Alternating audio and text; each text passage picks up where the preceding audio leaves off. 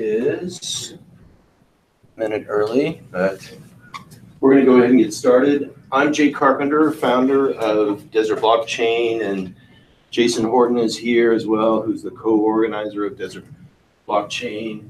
And I want to thank everybody for being here tonight, because you being here is part of us building a community that has momentum so we can create something really cool here in Arizona, and we can also collaborate with people all over the world. So let's see, I should probably get into camera so that there. So anybody have any questions? Who's here for the first time? Lots of folks. Good. Very cool. Anybody have any questions before we get started? How this is going to go? We're going to be talking about the interplanetary file system for about an hour and a half, and well, actually for probably about an hour, and then we'll kind of open it up to conversations. This is free flowing, so if you've got comments or you want to contribute something, some of you have experience with IPFS and you've used it, and some of you are incorporated it into your companies and projects and stuff. So please feel free to add in, your experience with this initiative and protocol and so forth. So let me tell you how I got interested in IPFS. Desert Blockchain was one of the first to start following IPFS. And we've been following it for, I think, going on 4 years now, since the inception. And I don't quite know what it was about IPFS, other than the approach, this peer-to-peer decentralized construct, just really, really struck me as something that's really, really powerful and different. So I follow basically 3 projects: Bitcoin, Ethereum, and IPFS. And most of what I follow is IPFS out of those, probably 90%. And I'm just maybe toward the beginner to early intermediate coder. So there are people in this room that are much more skilled with the coding side of IPFS than I am. So, welcome. How you doing? So this is not going to be too technical tonight, but this is sort of setting the stage so that we can incorporate IPFS and some of the other related projects into some of the Arizona Blockathons, as well as some of the projects and so forth that we're working on here in Arizona. And this is not an endorsement to their cryptocurrency, which actually isn't even trading yet, which is called Filecoin. This is not an endorsement to Protocol Labs. IPFS is open source, so if you don't like Protocol Labs or whatever, you can fork it, and some people have forked it, and I'll show you some projects where they've taken the code and basically modified it and created some cool projects. And we don't endorse any cryptocurrencies, any tokens, any of that. And I always say you should expect to lose everything you put into cryptocurrency. And unfortunately, that's so.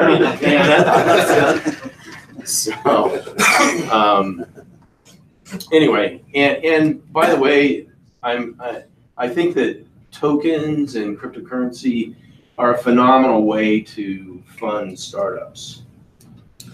However, we're still in this transition period from the legacy regulations into, how does that all fit in with the contemporary?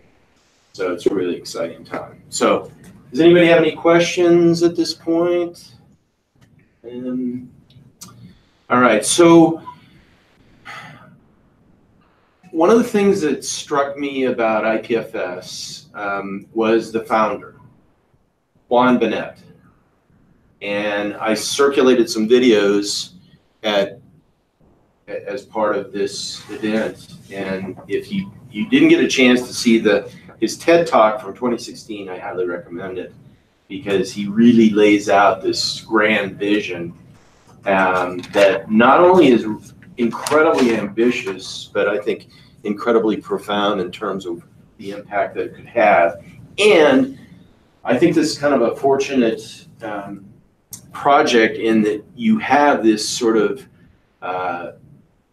benevolent dictator that people are looking to for vision, as well as he's technically incredible around his coding skills. He's a graduate of Stanford, was mentored by David Mazières, who's, I believe, one of the founders of Stellar and also a luminary in this whole realm.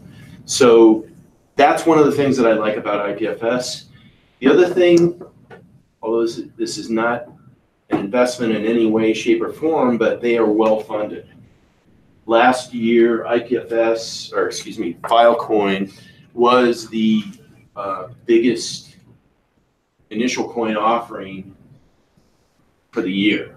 They raised about $257 million in about 30 days. So one of the things that I always look at in a situation like this is this thing going to be around? And they have a phenomenal group of developers that are not only working for Protocol Labs, but also are contributing just basically from the community. So that's another dimension that I like about this.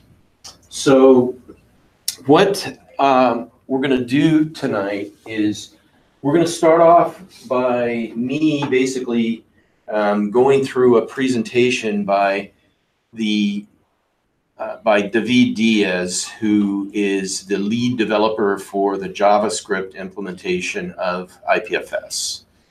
And he's incredibly talented, but he just, hello, welcome.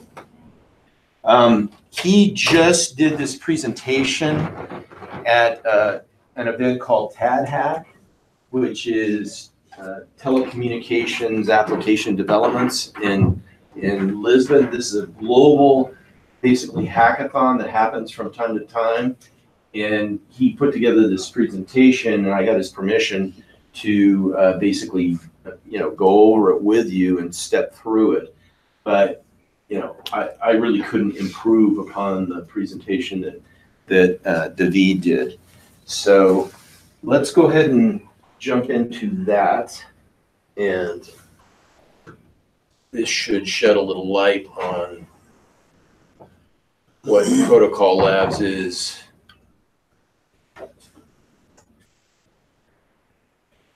So let's go ahead and share.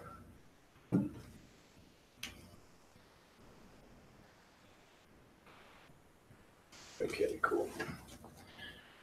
So Juan Bonet's vision for Protocol Labs is basically to, in many respects, sort of recreate what Bell Labs did, which was basically find the most talented people in the world and build the coolest stuff in the world that may or may not have commercial viability, but it definitely advances the conversation. So these are some of the symbols of some of the parts of Protocol Labs, and you can see that IPFS is only one part of the whole mixture here. We'll get into some of these other pieces, but Juan has basically said, hey, IPFS, I'm turning that over to the community. And it's open source, it has guidance, it has support, but it's not something that's proprietary. And that's a huge piece in this whole conversation. And we might even, depending on the time, we might talk about the sort of the collision that's happening between proprietary constructs and open source constructs. and the challenges of how do you monetize open source projects. And Filecoin, I think, is an innovative way to do just that. And by the way, once Filecoin is operating, all of us could be in the Filecoin business. It's set up so that we could all become Amazon Web Services. We could all become Google Cloud. All of us could be monetizing storage of data for other people. So these are right, I might have to do this a different way.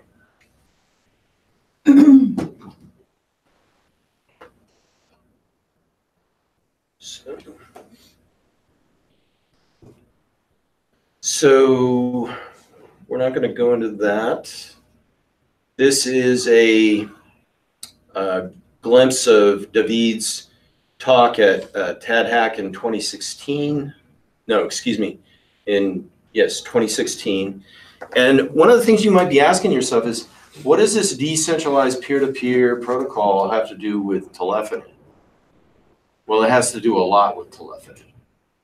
And I think that having David as part of the TADHack was a great addition to the whole realm of telecom, because they're doing some things that are completely peer-to-peer, no servers, no clients, and that could basically revolutionize telecommunications and communications in general. So that's their logo. This is a slide that talks about the problem set that we have today. So what are the problem sets? Well, the web, as we know it, is suffering disconnections.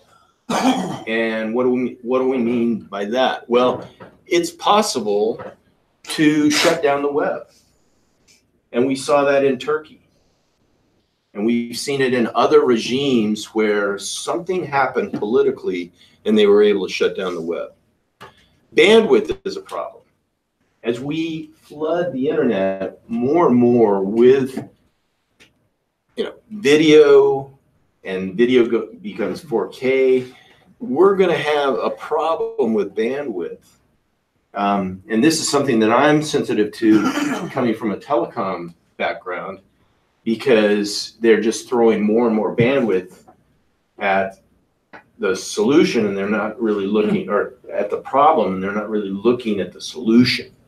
And one of the cool things about IPFS is that instead of, if I have data that I want to share with Julian in this room,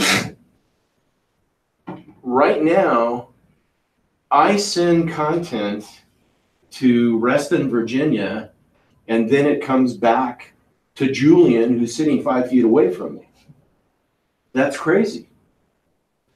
And it's really, really problematic. And one of the things this protocol and this suite of projects does is we can share directly, peer-to-peer. We don't have to do this crazy go halfway around the world and come back thing. And in fact, that opens up, we don't even need the internet for this to work. Which, that's incredibly powerful. And we have some folks in here that are interested in satellites and space. This is designed to truly be interplanetary and to work, whether we're all sitting in a room or whether some of us are on Mars or the moon or whatever. So it's like a combination of BitTorrent and GET. And that's really, really powerful. And that dips into the offline realm as well. Permanence. Juan Benet talks about how the content, like websites, are only up for an average of like 100 days, something like that. and then they go down. And what happens to all that data? What happens to your Facebook data if Facebook goes away? You know, that's crazy. What happens to anybody here ever post to Google Plus? I did. Still do. Yeah. I was testing it, see, because they're saying they're taking it down. I'm like, it's not down yet. Yeah. And Google's not even out of business, I don't think. So, you know, this is a real problem, and the folks at Protocol Labs and, you know, the visionaries behind this are really looking at this problem of permanence. Security. This is designed so that we have a new set of tools for security. You know, one of the problems with security, and an analogy that's made in this realm, is what we currently use is like going to the library.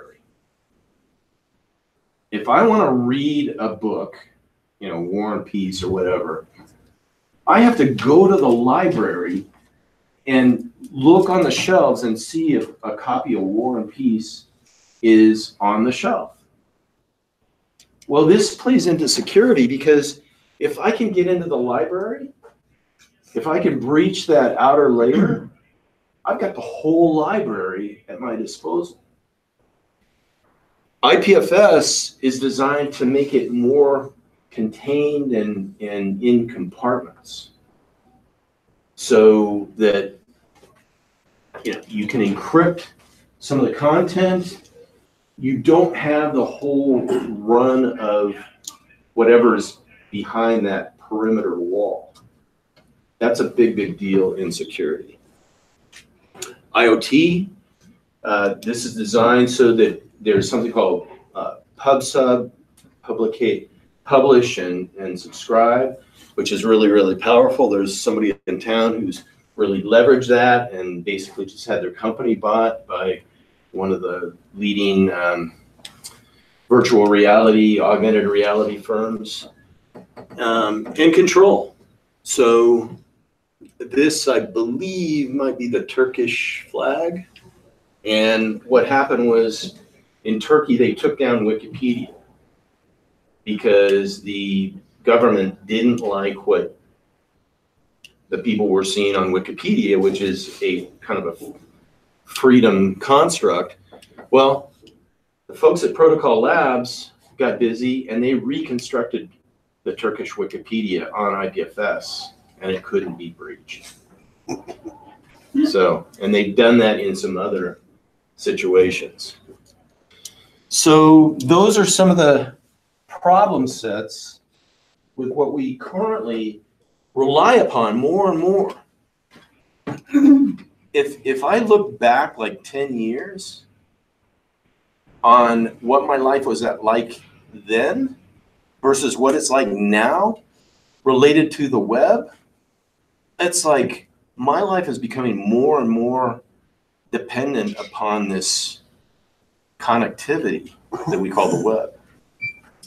So anyway, any questions or comments about any of that? Feel free to interrupt me. So what these people are, what this community is trying to do is introduce some of these elements.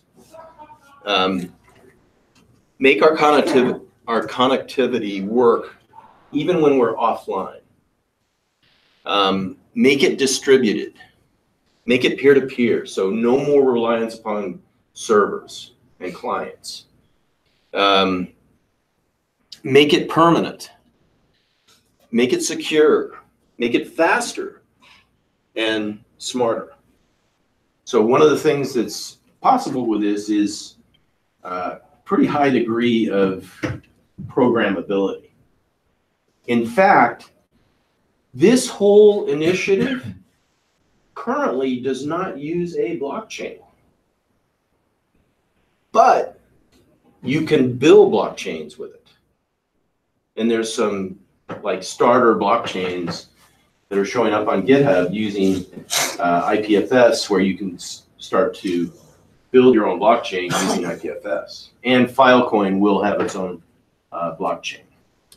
So these are some of the areas that they're addressing.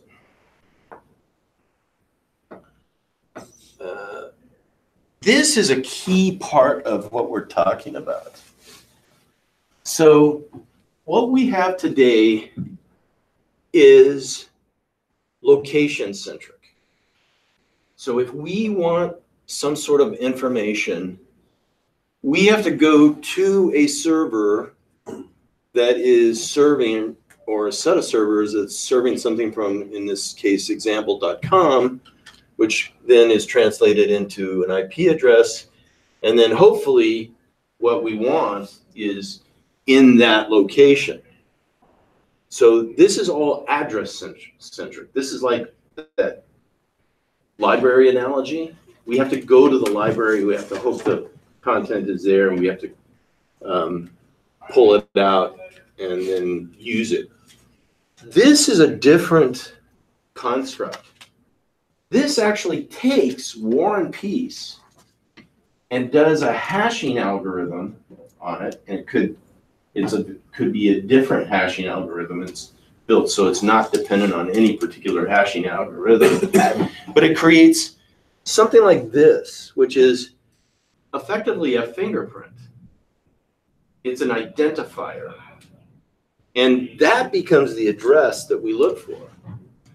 And if Julian has that content, or I have the content Julian wants, he can tell from that fingerprint that that is the content he can get from me, or I can get to him. And that becomes a very, very powerful thing. And this fingerprint, this identifier, if so much as a comma changes to a period in War and Peace, this is completely different. And we know it instantly. And that is really, really powerful. So, and we're going to talk a little bit about applying this to in the legal world, and AJ's going to talk about that a little bit later. But that can be very, very, very powerful.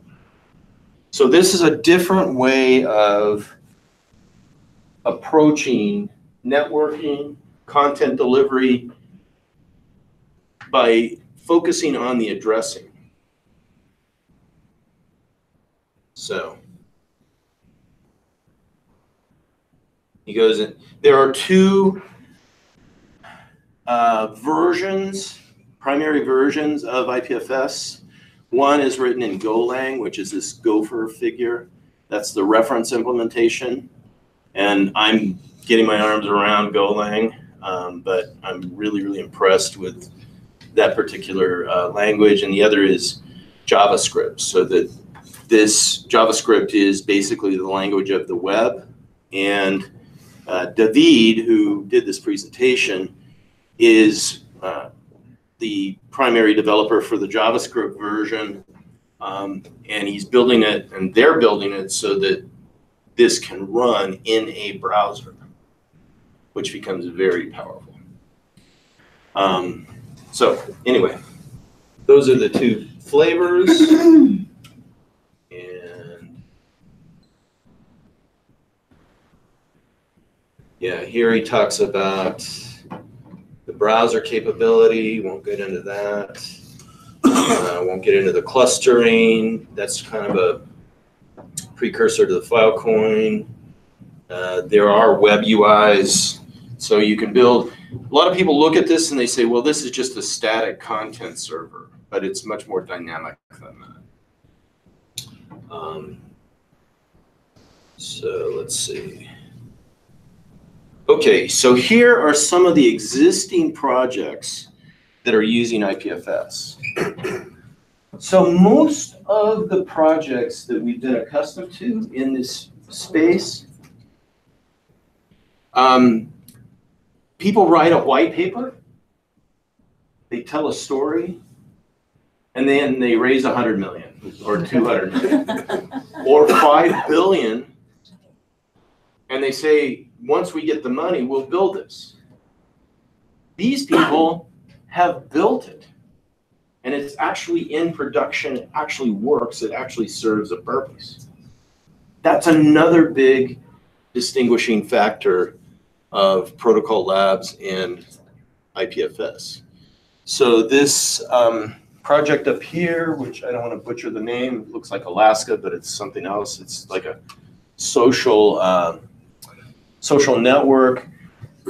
This is something called, in the middle is called DTube. So it's like YouTube, only it's completely decentralized. How do you look that up? I think just Google DTube. YouTube, okay. And this, I'm not sure what this is. I'm not sure what that is. This is kind of blurry. Somewhere in here, there's something called Open Bazaar. And this is a really important project because it's like eBay, only it's decentralized. So some people took the open source code for IPFS, they forked it, so they basically copied it, and then they started building their own eBay-like structure called Open Bazaar.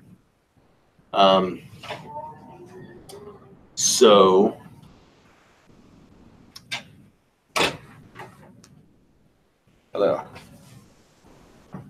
So any questions about all that? And we'll actually have a clearer slide in a minute to show some of these different projects.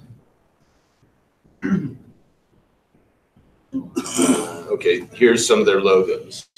There's Open Bazaar, DTube. I think it's called Acacia. PubMed. There are medical applications that could be really, really powerful. Storing health records using this construct. I'm not sure that that's PubMed, but I'm going to kind of riff on it a little bit because I think medical record storage using this construct is one of the primary applications that could be really powerful. And to boil it down, what if we all had control of our medical records? What if the next time you walk into a doctor's office, you didn't have to fill out 2 or 3 pages of forms trying to reconstruct your medical record for this new healthcare provider? What if you could release or give permission to the new healthcare provider to see your part of your health records that's pertinent to whatever they're going to do without seeing the entire thing? That's what's on the table with this. KJ, PubMed is a repository for medical diagnosis. Like if you want to look up an illness or something, you go to PubMed. Cool. Just an FYI. Thank you. It's really interesting. So Kathy's verified that that's the realm that this is in. Uport is working on identity. Cancer Gene Trust. One of the things in genomics is what happens to that data? Who controls the data? And this opens up some ways that that data can be used to help research without the data just flying out there and us not knowing what's happening to it. And some of the people in this room are working on ways that the data can be delivered in an anonymous fashion, which is really, really powerful. So, go on here. Awesome IPFS is just, you could go to that and you can see some of the projects that are underway, see some of the code and so forth. The documentation is horrible. And I say that in a loving way because it's just such a massive project that trying to keep up with the documentation on this is really, really difficult. I'm hoping that, in short order by next year, we'll be an IPFS ambassador and there'll be a red dot here over Arizona, but they're starting this program worldwide where they're encouraging hackathons, conversations like this, focus groups that are using IPFS and the other constructs to build cool things. Translation project, they're translating the documentation into I think 20 different languages. And that's starting to open up this whole set of tools to the world. Oh, they also are working with the Vatican. So they've taken the Vatican's archives and put it on IPFS. They also have, when our most recent presidential election happened, this is not a political comment, but they decided that it would be a good idea to store as much of the government, the United States government documentation as possible. So they did it on IPFS. And they worked with Stanford to do that. They're also closely associated with the Internet Archive, which, if you're not familiar with that, is this entity in San Francisco that basically makes a copy of the internet. Is that archive.org or is Yeah. that archive.is? Yeah, the Wayback Machine. Okay. So you can go to the Wayback whatever, and you can find a website at pretty much any point in time. And some of us have gone to the Internet Archive a few times for the Decentralized Web Summit and talked about what's possible. So let's see, I got off of Cloudflare is embracing IPFS with gateways, browsers. So they're working closely with Brave, which Brendan Eich, who basically created JavaScript, is behind Brave, and the Protocol Labs and communities working with Brave to incorporate IPFS functionality into the Brave browser. And Brave is committed to creating a browser that gets us away from the all the marketing, all the data usage that we no longer control. And that's one of the browser functionality or browser applications and use cases that Protocol Labs and the IPFS community is working with. Also, they're very connected to Mozilla and Firefox. There's a lot of collaboration that goes on between Mozilla and IPFS. And at the Decentralized Web Summit, which happened at the end of July, beginning of August, there was strong representation from both Mozilla as well as Protocol Labs talking about what's possible. How do we keep the web open? Yes, Stacey. Could you define one more time? So on the translation side, in your example of a peer-to-peer, that you have like War and Peace, and you can hand it to somebody in the room, and it can translate that rather than going into a library. How does that work where if you're going to a library, you all kind of know where that resource, that asset is? If it's decentralized, how do I know where that asset is? How do I, I can see the advantage, but how would I find something? From that, that long fingerprint that I called it, Okay. That's how you find things. And you know that fingerprint, when you use that as the content address, you know that fingerprint contains the copy of War and Peace that you want.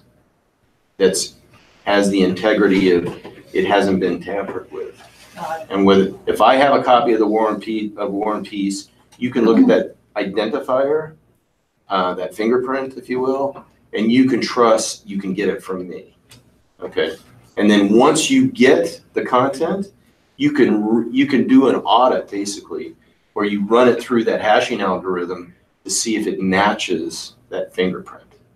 So if I say, hey Stacy, here's a copy of War and Peace, and you run my copy of War and Peace through that algorithm, and it comes up with anything other than that identifier that you were looking for, you know that I've tampered with it. Okay, got it. Okay. IPFS it's also the routing mechanism under it. There's some slightly older technologies that went into creating IPFS called Horde and Kademlia, which are basically like this idea of a lookup table, where it's fully decentralized in the sense that every person who participates in the routing mechanism holds a set of locations, like key value pairs. And it asks one person and says, hey, do you have this hash? And then they say yes or no. And if they say no, it goes to the next person and says, hey, do you have this piece? And they say yes or no. Got it. And then when they're trying to return that data, it compares the hashes and says, that's definitely the data you're looking for. That's what I thought. So even though it's bad, it's still decentralized. Got it. All right, thank you. And when I said translation, I was talking about, taking the hello world example for IPFS and translating that into Russian or Chinese or whatever. That's what I meant by translation. So I might have, What about some sort of crawler search engine for all this? I mean, the human user interface where you're saying, I want to find War and Peace on the internet. I want to find this copy or 2 versions later or something. Right, that's what I was. Where do I go to so find the address to get it? So one of those little symbols that I showed you is something called IPLD, which is interplanetary linked data. And it's a way to basically crawl not only the IPFS world, but also the Ethereum, the Bitcoin. So it's a way to add some harmony to this forest of blockchains, if you will. And so does that answer your question? Sure. And they're still working on, making that functional. So let's see, what is this So about? for a sec, in the end, what you're getting at here is a sense of permanence, right? That file isn't in one spot, it lives in either broken apart into multiple locations, or so forever in time, whether I kept it on my site and I didn't pay the bill, now it's gone. Once it's uplocked in that address, it's immutable. Well, Filecoin adds that permanence because you will have to pay over time in order to keep, let's say, your birth certificate stored here. And right now, the way it's set up, there's a garbage collection that happens. So things are kind of cleaned out. And if you put something up on IPFS right now, first of all, it's probably going to be completely public. And second of all, unless you set up a node to, maintain that content, it will probably get garbage collected away. So, and that's one of the problems that Filecoin solves. Does IPFS support private files, or does it all have to be public? It can be private now. You can do Does it private. just be like encryption, or use it like actually, you said who owns the data, like who actually can contain Well, I'm not the best one to answer that for you. I think it's a little bit of both. Yeah. Yes, just naturally you can just encrypt data and share that, and it's by nature encrypted unless somebody has the key and can decrypt it. But there's also, you can have like sub networks, Private IPFS, networks. yeah, where it's kind of like invite only, but they're I guess quote unquote private. Depends on how you can enforce it. Yeah. Any other questions? So experimental APIs, I'm not really familiar with this particular dimension, libweb, so I'm going to skip it. This is their roadmap. They've built an incredible team and they're hitting milestones, and it's an incredibly ambitious project where they're probably their biggest challenge is just keeping everybody focused in the same direction and then documenting it. So here he talks about the roadmap. There will be an IPFS conference in Lisbon in 2019. They haven't announced the date yet, but we'll probably say something about that when it is announced. Let's see. So this is David's talk in 2017. More, there are different elements. These are, one of the things that they did, which I think was really helpful to this whole emerging realm, where we have a lot of our legacy regulations and laws that are being challenged, because this new thing really doesn't fit the square holes with these round pegs. So they came up with this SAFT agreement, which is something agreement for future tokens. Simple agreement for future tokens. And they did a lot of legal work to craft this, and people have keyed off of it to basically issue new cryptocurrencies and new tokens and so forth. And it's probably not perfect, but I think it was a great statement regarding, okay, how do we transition from the legacy and the existing into this new world?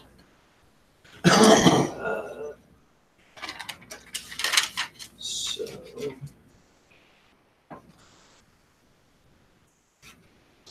this is Filecoin, and they had their coin offering, their initial coin offering last year in August. And again, they raised like 257 million, but it was to accredited investors. To my knowledge, it's not trading. I think there are futures that are trading on it, right?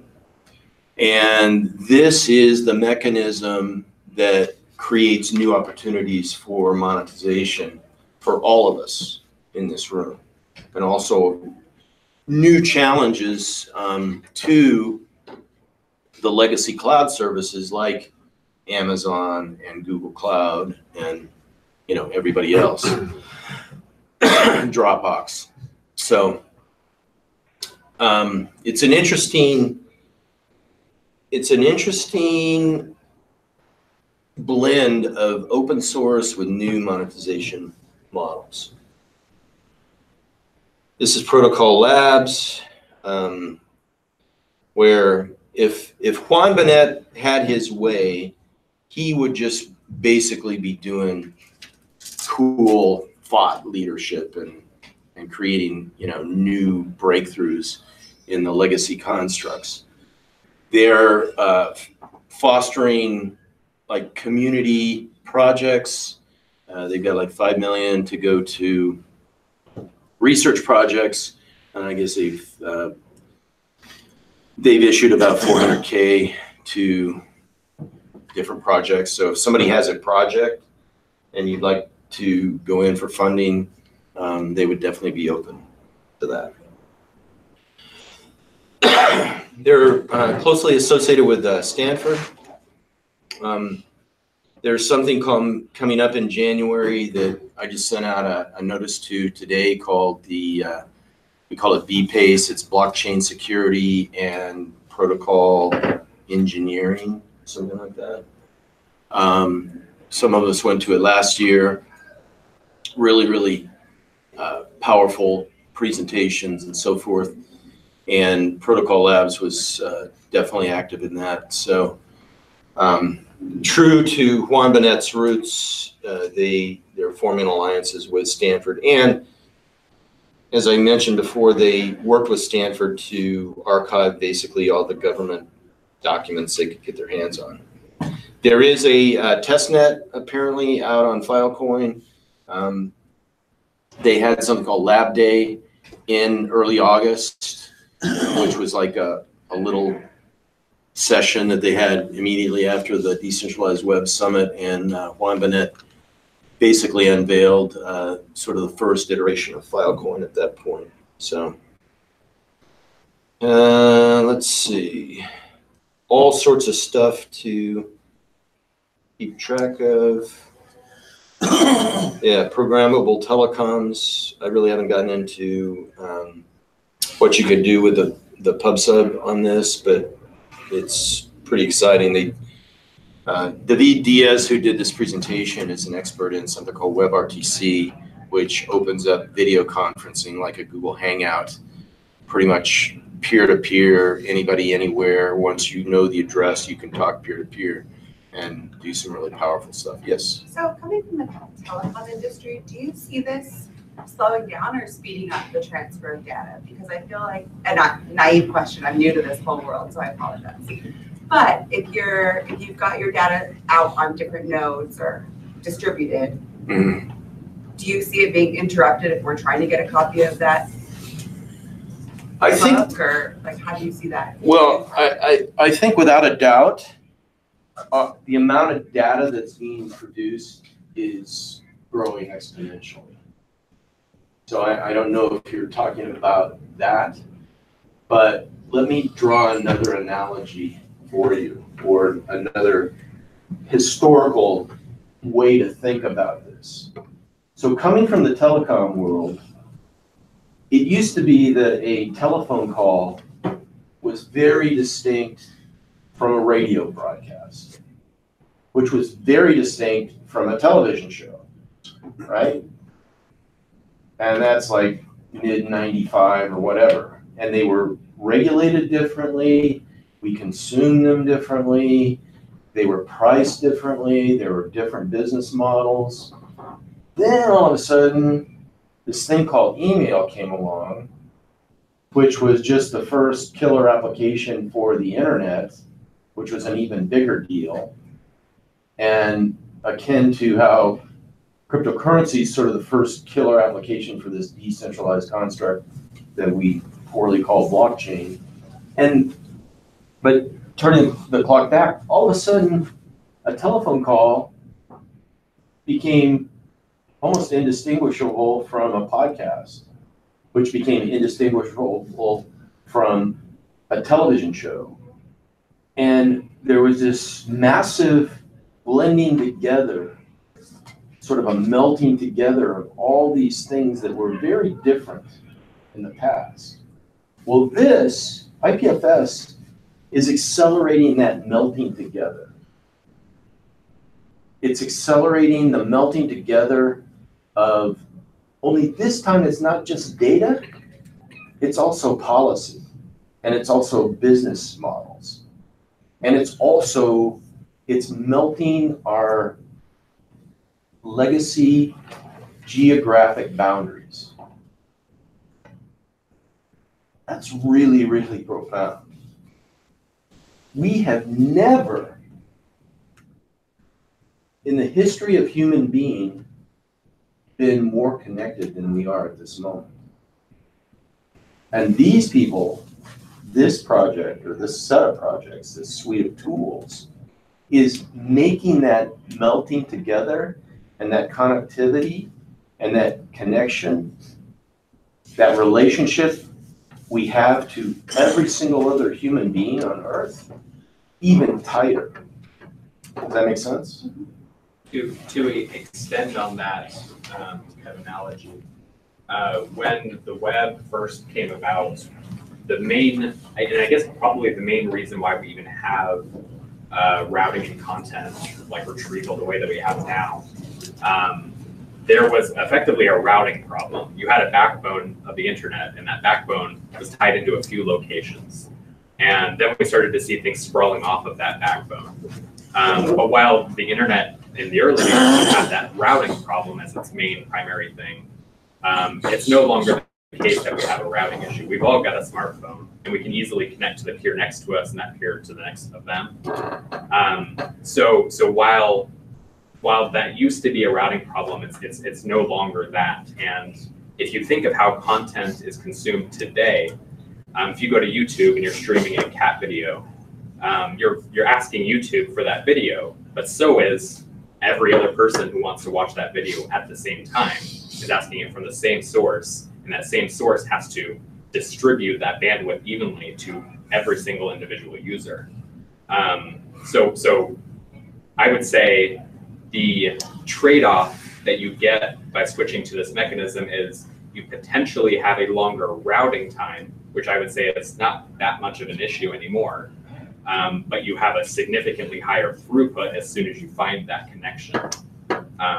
It's also extremely more fault tolerant. So while YouTube goes down, that's your only source to get that information. Whereas a distributed system, you have fault tolerance, like high fault tolerance. So if one person leaves the network and they were the only one persisting that data, before they can do so, they broadcast and say, hey, take my stuff, and then they exit. So I have one question. Before we leave your point, which is a great point, Jason. Last Monday, every Monday morning at 10 a.m. Arizona time, there's something called the IPFS All Hands Call, which anybody can join. It's on Zoom. And there were like 27 people that were on it this last Monday. And there's a group, and I'm pretty sure they're out of San Francisco, that are dedicated to furthering mesh networking. So there was a fellow that did a presentation. He had a t-shirt on that said Mesh the Planet. And he was demonstrating live streaming on IPFS without a central server. And everybody was blown away by it. And that's just furthering this melting together of all these things that were very distinct in the past. So Stacy. I'm very pro this technology, and I can also see the benefit of the central. And kind of going back to what you were saying with the routing and the fault tolerance, what you were saying with the bandwidth earlier, one of the things I'm trying to wrap my head around, and it reminds me of the early days of making a phone call, and it would cost you like $3 a minute to call the state next door. Mm-hmm. So what I'm trying to figure out is, from a technology point, I can see the fault tolerance, I can see really being a torrent network. What I'm trying to figure out is, okay, so then I've got, how much does it cost to pull it from there, because I don't really know where I'm pulling it from. And then I'm running a DApp, like you're saying, like if I'm running a DApp on Ethereum, then it's more the cost factor that will go down as this becomes more, like it's just, again, not only the routing issue and data, but kind of the cost, trying to figure out a cost of what it's going to pull that data, or what's appropriate for, versus right now a centralized server, which still may be a little cheaper for part of what you're doing. So I think it's going to be up to us as peers in the network. Okay, so what it's going to cost is going to be more market driven, both in terms of bandwidth as well as persisting the data. Here's an example.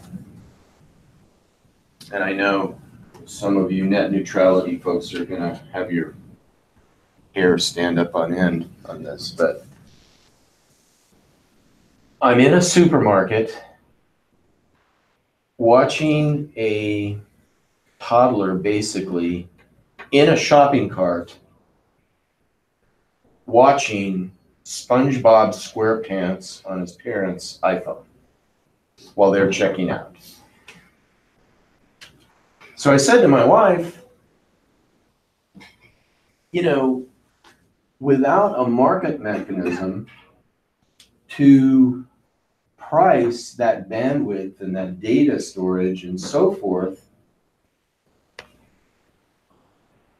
Junior, watching SpongeBob SquarePants, has the same rights and access privileges and bandwidth as the neurosurgeon at Barrows. That's a problem. So part of what this is introducing is market mechanisms that not only determines pricing, but also determines priority. so that if the video of the neurosurgeon wants higher priority, that can be purchased. And B, if that video needs to be preserved and persist, that can be paid for as well. So is the priority set by price? Yes. Well, it can be. It's It not can be. usually, yeah. Yeah. It's not totally.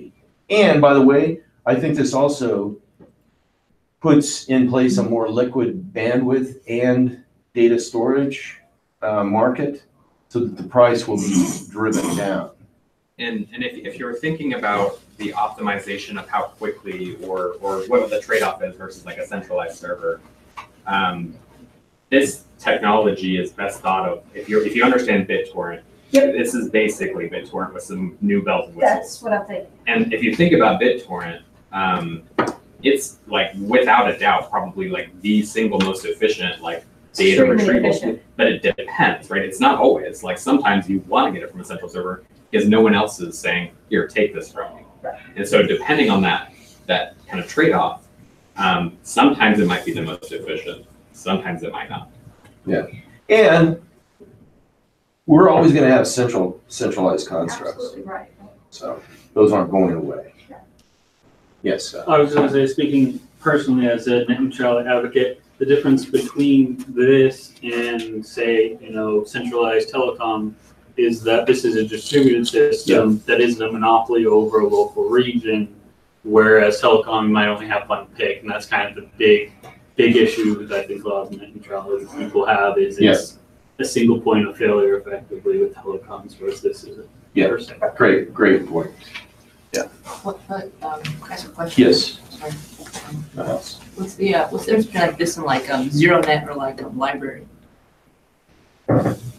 I'm not familiar with ZeroNet. Will you explain it? It's basically BitTorrent, but it's like with so like the IPFS space called IPLD, right? Mm-hmm. It's basically the same thing but for BitTorrent. It could be it's very similar. I mean, that's a great point. This is not the only type of project like this. So there's something else called DAT. It's actually simpler than this. And there are some people in town that are starting to. That's only they only works on their own web browser. Yeah, they've got their own system based. They have Chrome future support, but not yet. They can otherwise support the Beaker browser. The Beaker browser, correct. Like how would this be different from like ZeroNet or what's like you said that there's some like bells and whistles added? What are those bells and whistles? Well, the bells and whistles are like Filecoin, which is not totally unique. There's something called SiaCoin. That's also a file storage mechanism. All of this stuff, there's really nothing new in this. Basically, these people are taking a lot of constructs that have been around for a long time, but they're just making them actually work together and work in a new way. It's highly plug and play. There's all kinds of sub libraries for it. So while I'm like vaguely familiar with what ZeroNet is, it's more or less like just an internet service with some kind of way to browse in a BitTorrent type thing.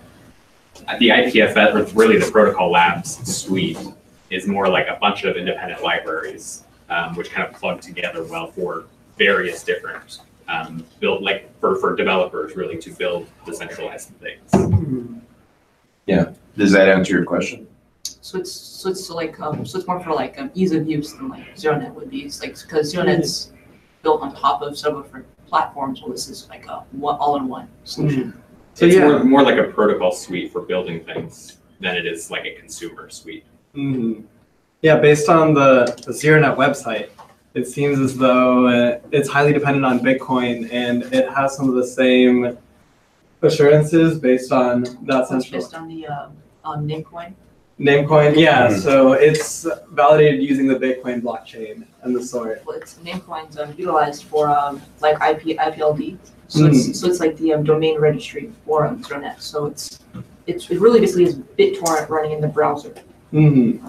But yeah, so it's a package system. But yeah, the the Protocol Lab suite, where people can come in and make their own systems using each little bit of the Protocol Labs logo. It's really cool because they have like a bunch of little boxes, each representing a different library. And then each one of those little libraries you can take separately and then build your own peer-to-peer sort of systems on top of that, whether they be internet-centric, whether they be blockchain-centric, and it doesn't really make any assumptions on what it's running on, but more what you'd like to do with it.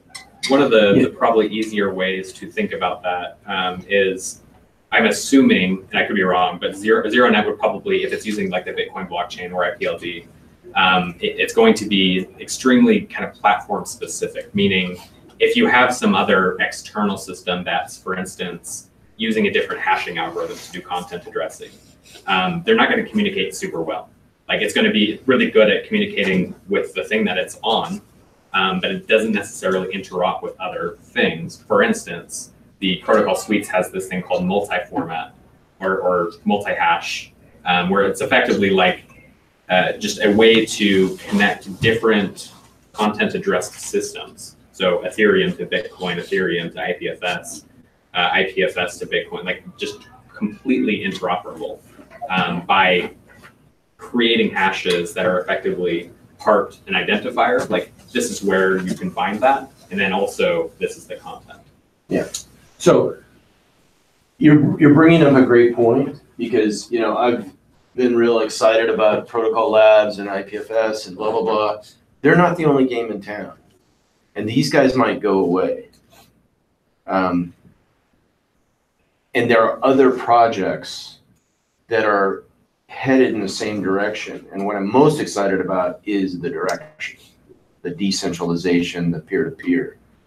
So when we were at the Decentralized Web Summit, there was a fellow named Bram Cohen, who was the founder of BitTorrent, and he sold it last year. And he's working on something called Chia, I believe, which is very much akin to this. So these guys are not the only game in town. I think they've got a strong team, strong vision, blah, blah, blah. But the exciting part is this wave of decentralization, where there are people that are really, really passionate about not having the throttle of the telecoms that we're subservient to, if that makes sense.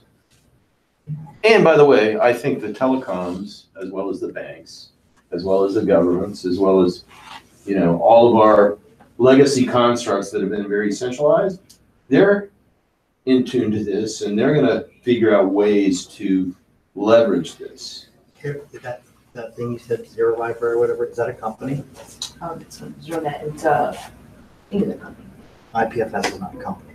That's kind of a simple way. Well, their website's owned by. What I mean by that is it's technically community led like Bitcoin is. Yeah. But their website is owned by a centralized company that does run it. I really think it's also on GitHub though, so like all the source code is open source. So. Yeah. Great point. I don't know. There's so many different projects out there. It's hard to keep up. It's a lot like the .com thing, right? You'd say mydog.com, mydogrun.com. There's going to be 40 of these things. Yeah. And one or two are going to survive. Yeah. Due to some crazy network effect or something. The others just perish. Yeah, exactly. Yes. I was going to say, the decentralization is great for adults, but when it comes to giving it into the hands of middle school kids for the internet to be someplace to have decentralized sexting, decentralized to places to put all of it, bullying and suicide and guns, I don't know how we're going to twist that to keep that centralization for kids.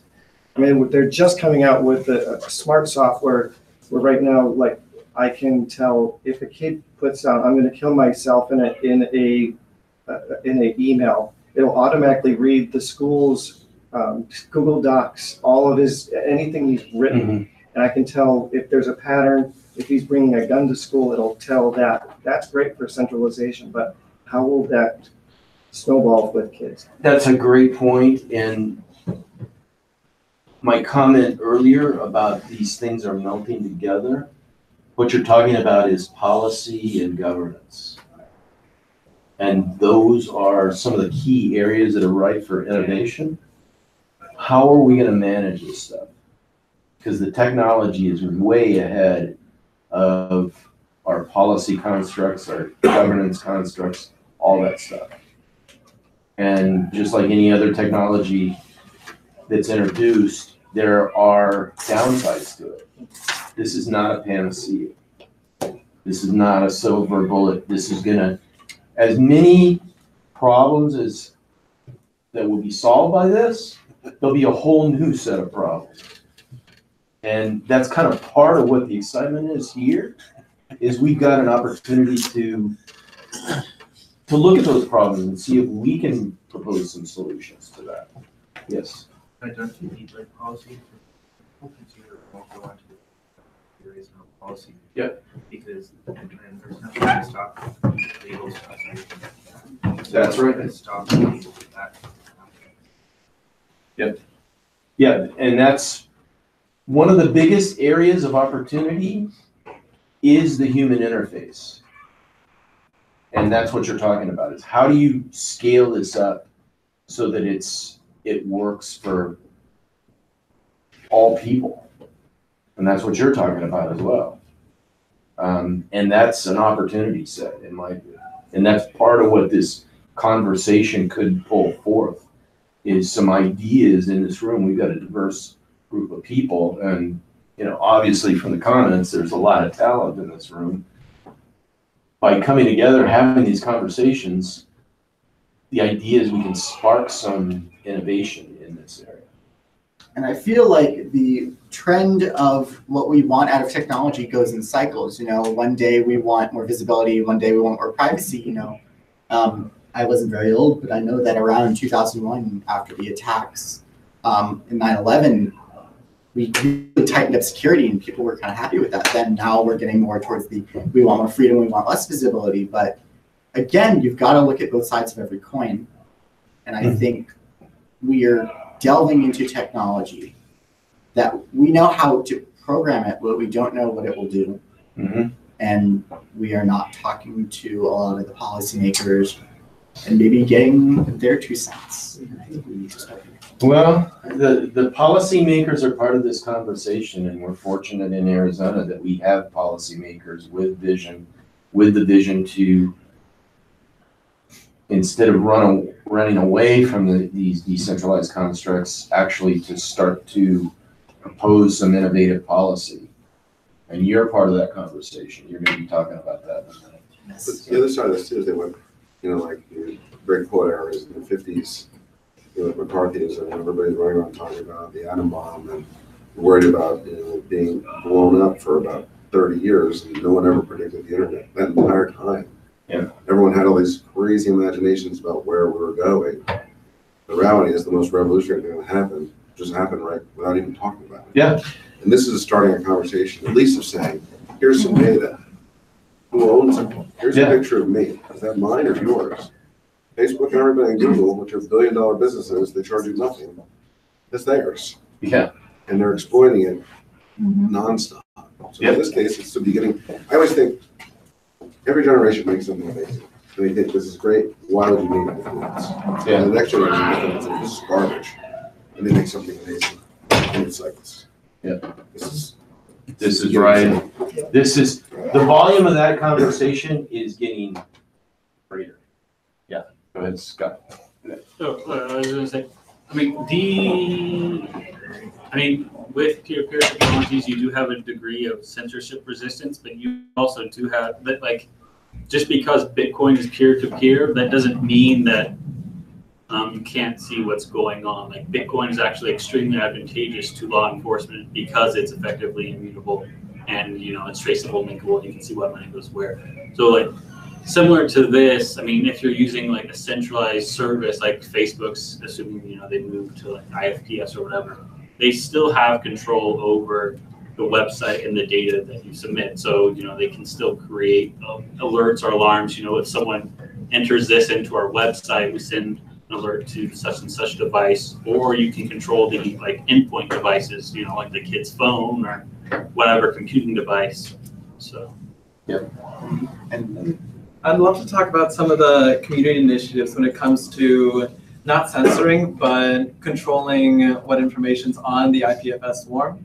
So when Jay and I were at they had a Protocol Labs Day, and one of the speakers was talking about community initiatives around if someone submits illicit content or something that should not be on the public IPFS net, you have power as a peer. They form community blacklists for different types of content and different types of hashes that say we will not serve up these hashes. These hashes are invalid. They contain things that we don't want on the network. So, but of course there are also community networks, and in a distributed manner, if you have a private IPFS swarm, you can't control what's happening over there, but you can control as a node what hashes you serve up and what blacklists you subscribe to or not. Yeah. Many things, you know, as a society are on the table in this conversation. So let's move on a little bit. Web 3.0, we've been talking about that. We had this thing called the internet that came along, and then static websites basically, then Web 2.0, which became read, write, and dynamic, but also grew these behemoths. And now we're working on this read, write, and trust verifiable, which a big part of what we're talking about in these conversations is trust.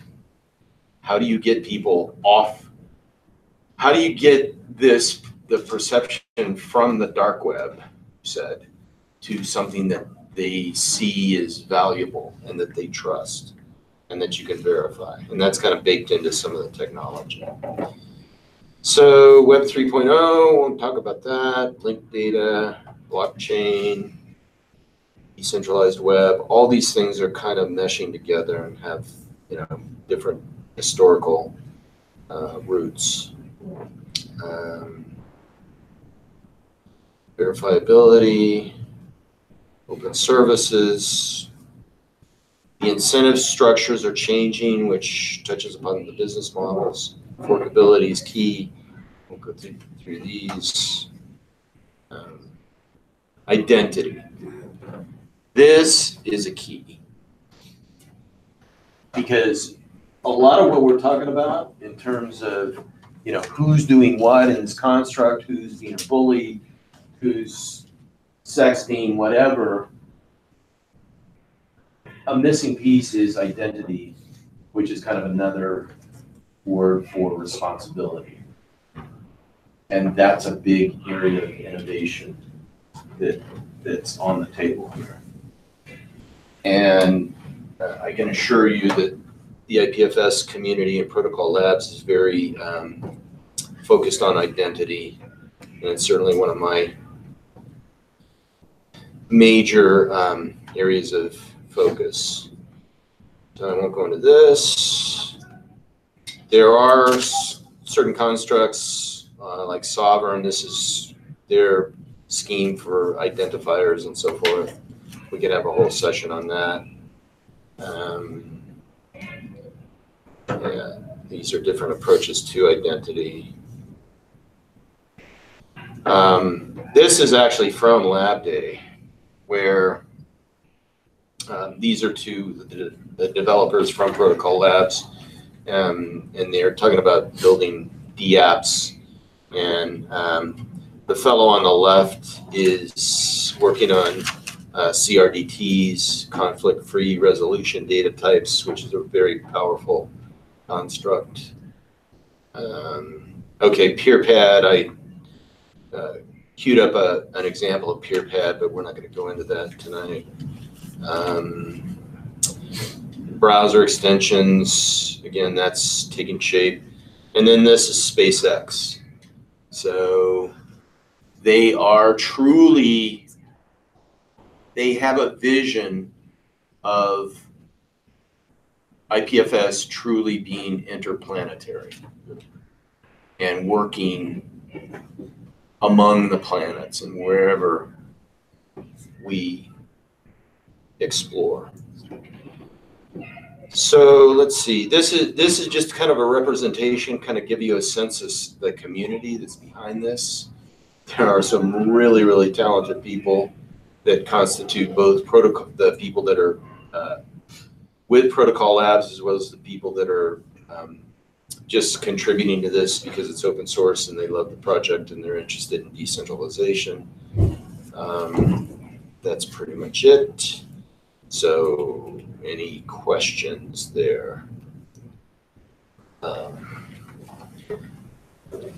right, I'm going to stop sharing. And go back to here. So, unless there are other questions, I'm going to turn it up. Yes. What would get the average consumer? It's like, they won't install it, so like they don't really care about the security. What people still use Facebook after all of that. But like, what will get the average consumer? So one of the key elements and dimensions of IPFS, they're not trying to ditch the old web and create something that's brand new. That's really, really hard to do for exactly the reasons that you're stating. They're actually making this backward compatible, but yet still opening up new dimensions that will appeal to the average consumer. And in things like, you know, OpenBazaar, Acacia, which is a social network. We don't know totally what's going to be the killer application out of this. I suspect it's going to be identity. So as the identity piece is solved, that's going to open up some huge convenience opportunities, some huge integration opportunities, and it's a much tougher problem than you would think. Does that answer your question? Kinda. Part of this too is that, you know, there's something crazy amazing about what's going on, right? That what it looks like to the consumer is complete boredom. It's nothing different to me. I just open up my browser. Yeah, nobody cares. They say, I just use a browser the way everybody uses a browser. But they don't realize the decentralized network that was implemented to get the data. But it isn't until things like privacy issues with Facebook, data mining, sentiment analysis of everything you do, that you get so insulted that you say, wait a minute, how is Google making $1 billion off me? And then they go, oh, that's why I want to open up Brave. Yeah. Oh, and then they move. Right. But it looks really boring on the front end. Yeah. I don't think when I look back on the introduction of the internet, and I think about the friction that was involved in getting people to embrace the internet, that's like, nobody would have believed it on the front end. Nobody would have said, no VC would have said to Bill Gates, wait, they are going to have to do what? With this, they're going to have to manage files? Grandma's going to manage files? No, she's not. But she will if those files contain pictures of her grandkids. Then, all of a sudden, the incentive is there. Nobody cares that this will run on a Raspberry Pi, a $35 full-blown Linux computer, and that this will constitute this decentralized construct. All they care about is it going to be easier to buy my groceries? You know. So, anyway. I know we got some, okay, one more. So, in the example you gave about everyone looking at the YouTube video of the cat, how that's like a bandwidth constraint and stuff. Yeah, that was actually Jason. We get confused. People confuse us all the time. So I was just thinking when you were saying that, like, so if on my device and everyone, and I have the cat video and everyone's coming after my device, I would really bottom my device down and cause a thing on me. And I was looking at the Beaker browser, and it seems to me in the peer-to-peer, every time someone views, the content's actually replicated. And so you're actually recreating the content every time it's viewed. So that's the network effect, right? Right. That it actually spreads Yep. across devices as it's viewed more. It's That's counter to the centralized constructs. Yeah, that's a key component to the routing the mechanism called Kademlia or S-Kademlia, which is effectively as soon as data is accessed, or the more data is accessed, Right. the more nodes will persist that data. So that changes the network effect. Yeah. Right? It actually spreads content. And allocates it in the correct places. Oh, that's cool. So, one of the purposes of this session is to kind of tee up some future sessions where we're going to be talking about some specific use cases. And AJ from ASU Law School, he's a 3L, as they say, third-year law student about to graduate. He's very interested in admissibility of evidence and so forth. So he's going to take a few minutes to do a little presentation and talk about how this stuff might fit into the whole legal realm. So, AJ Gilman. Well, hello, everybody. We're running a little bit behind, so I'm going to try to be brief. I guess I'll start with a disclaimer. When he started the presentation by saying that we're going to keep it very technically simple, he was actually talking about me. I do not have a hard science background. I'm a law student. I have a business degree. And truthfully, it's that way with a lot of attorneys, a lot of practitioners. I'm so proud of this PowerPoint I made. Very low tech. I did it on Word. Just tell me when you want to change to the next slide. So, or actually, let's see if this. I've actually broadened my topic a little bit. You can advance them using the up and down arrows on that. Awesome, handheld keyboard. That's pretty good. So I'm actually here to talk to you tonight, not just about hearsay, but about a lot of what's happening in the legal community with respect to emerging technology. So the problems we're facing, so the people who are really working to try to connect us all, and what I think we need to do more. So let's begin, shall we? It's the left and right keys. Yeah. So a lot of people think this, and I think this. Technology moves a lot faster than law. We've had blockchain as a concept since 2008 with the Nakamoto paper, which many of us have read. But really, we are just starting to talk about this concept, this technology, and all of its applications in the legal community. It's very new to us. So why is that? I think there's a lot of reasons. First reason, a lot of lawyers are old-fashioned, I was just at a law firm and they asked me what an antivirus software was. We have a whole bunch of confidential client files. You go to a court website, the GUI is something you'd see from Windows Vista, Windows 2000. I also think that law is created very differently than technology. Technology is a function of current and future need. We look at what are our problems now? What will our problems be? We get to work, we program. Law isn't made that way. Law is a combination of two things. The first is legislation, and we know how fast governments are. They work at the speed of a snail, sometimes if we're lucky. But it's also a function of something called common law. Specifically in the United States, courts make law, and we take their decisions and follow them until they decide that they're wrong. And the only time they can change what they've said is when someone comes to them with a case and they pick an issue in that case and make a new ruling. And I was doing legal research this week and I was looking at current, it's good today, law written in 1939. Now, if anyone has a piece of technology that they're using today that was made in 1939, please tell me. Because what was there in 1939? Were there typewriters? I don't know. But it really goes to show you, law moves very slowly. Technology moves very, very fast. And some of the problem sets that have been identified, like bullying and so forth, that's kind of what you're talking about in terms of common law. What are our societal constructs around that? Yeah, and the other thing is that when a judge gets a case, and there's a lot of issues in the case they could talk about, they don't have to talk about them.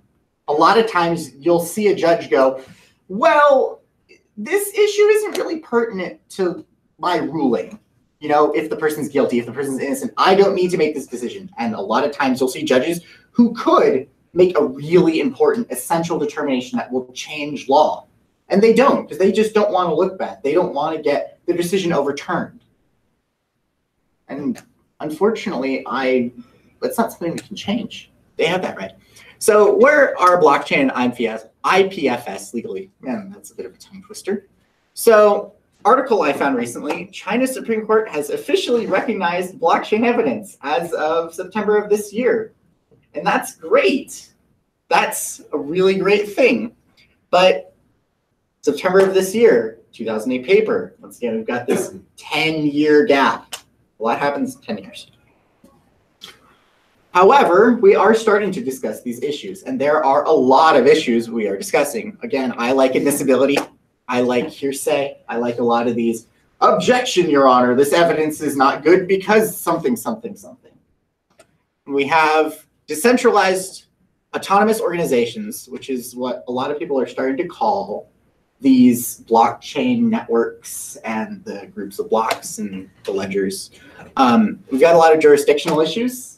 And if we're going to get to the next slide, I'm actually going to give you guys a bit of a legal conundrum to chew on. We've got public policy generally. And again, Jay touched on this. This has become a much more live field. We've got a lot of policymakers and judges, especially here in town, who are starting to get involved. For example, Judge Rosalind Silver in the Federal Circuit has become very involved in neuroscience evidence, not blockchain, but we're starting to see them be more involved in this stuff and be more interested, and that's good. We've got taxation. We have a very esteemed tax professor at our school who's been working on the taxation of blockchain assets. And we were also recently talking about writing off the electricity used in blockchain mining and whether or not you could do that. And there's sort of an interesting discussion there. Bankruptcy even.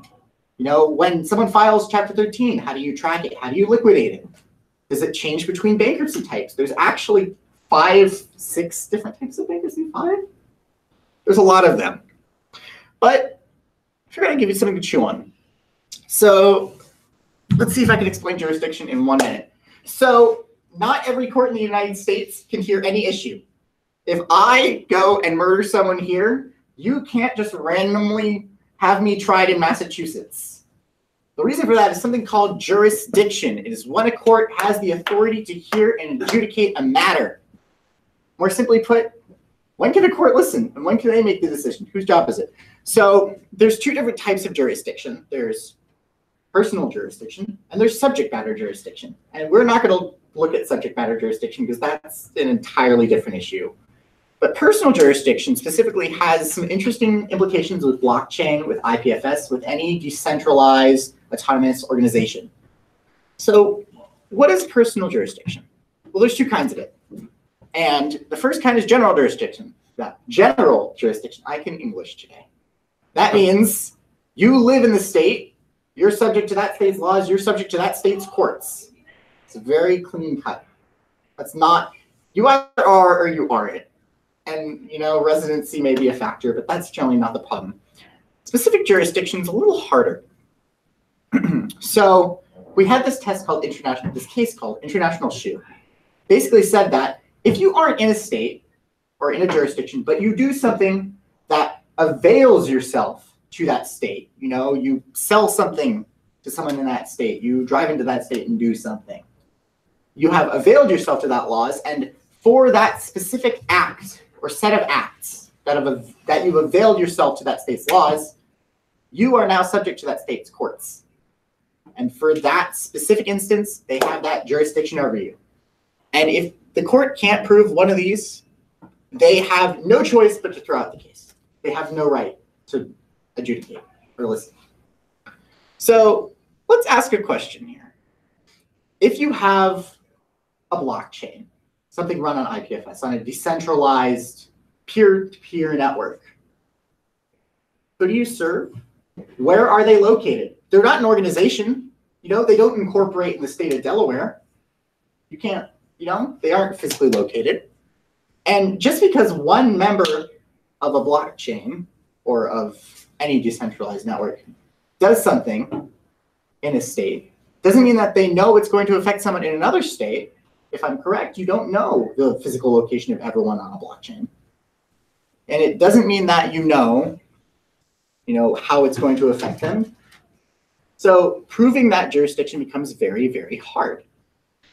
This same issue has been seen with respect to virtual reality and gaming even. And it's proven that a very old mechanism does not comport with new technology.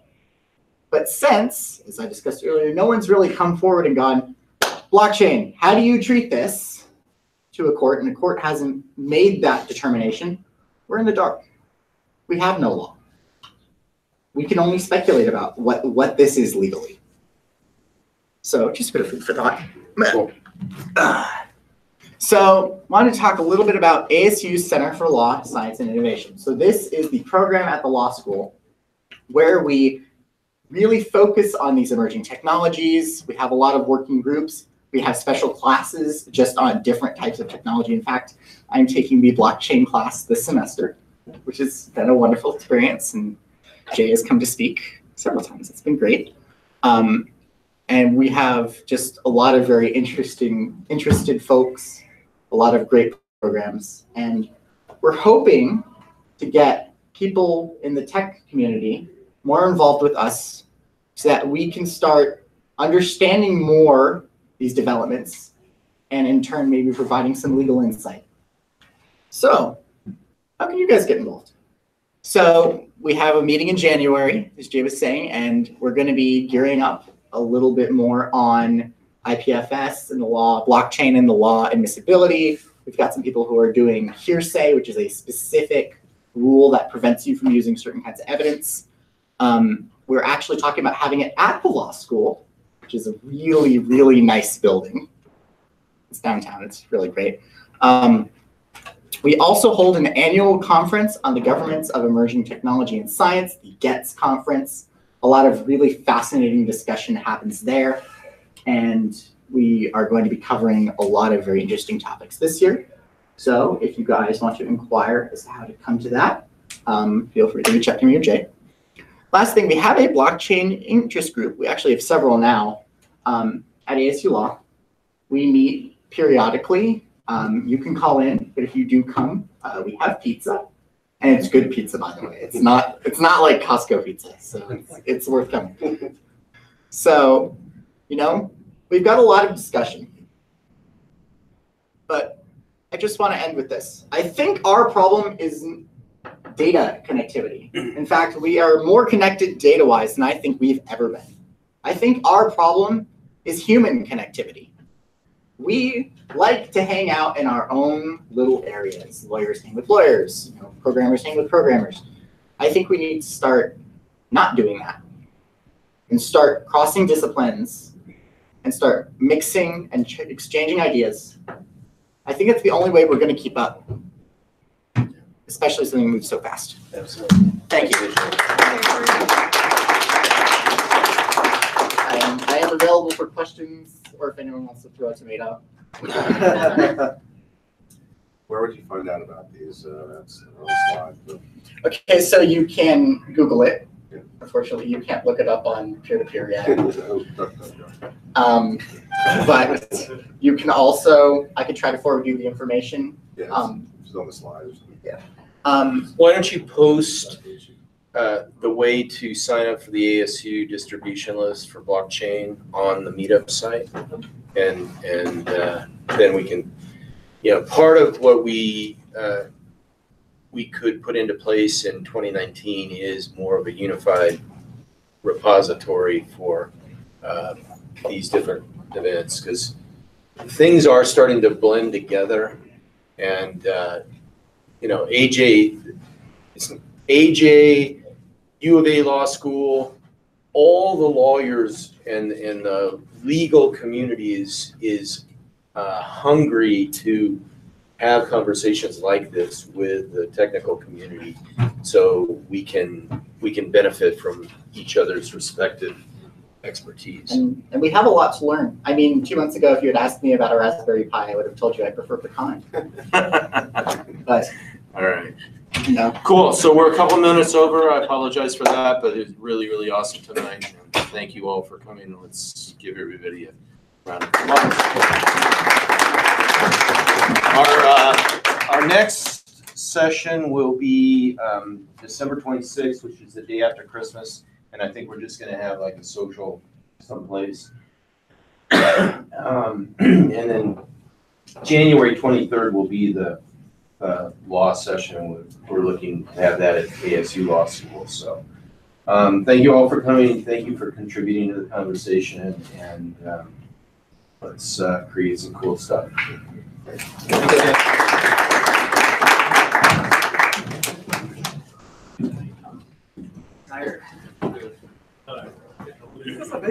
Yeah.